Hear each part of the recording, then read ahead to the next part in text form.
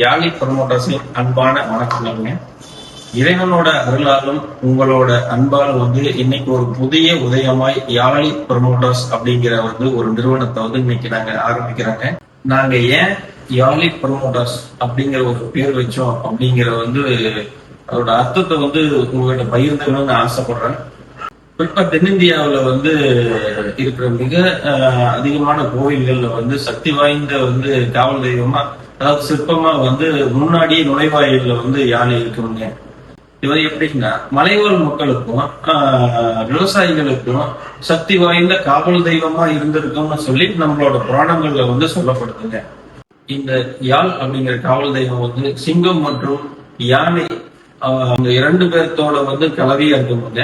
இந்த காவல் தெய்வம் புராணங்கள்ல என்ன சொல்றதுன்னா, கோவில்களுக்கே காவல் தெய்வமா இருந்திருக்குங்க. தமிழ் இலக்கியத்துல வயமா அப்படின்னா வலிமையான விலங்கு அப்படின்னு சொல்லிட்டு புராணங்கள்ல இது இன்னொரு பேர் இருக்குங்க. வயமா அப்படிங்கிற ஒரு பேரும் இருக்கு. திருப்பானாற்றுப்படை அடி 259 நம்ம இலக்கியத்துல என்ன சொல்லுது அப்படின்னா, வாழ்வரி வயமான் போல் உயிர் தந்த தாழ்படு கவோடு யாழி வல்லப்பை அப்படின்னு இலக்கியத்துல சொல்லப்படுது.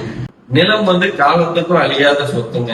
நாம அழிஞ்சாலும் நிலம் அழியாது. நம்மள மாதிரி பல முன்னோர்களை பார்த்து நிலம் எப்பவுமே நிலத்துக்கு மதிப்பு கூடிக்கிட்டே இருக்கும். இது எல்லாருக்குமே தெரியுங்க. யானை சிங்கம் குதிரையோட பலனாக யாழி, அது போல தலைமுறை கடந்து அசைக்க முடியாத ஒரு சொத்தா எங்க நிறுவனத்துல வாங்குற நிலம் உங்களுக்கு இருக்கும் அப்படிங்கறத சொல்லிக்கிறதுல நாங்க ரொம்ப சந்தோஷப்படுறோங்க.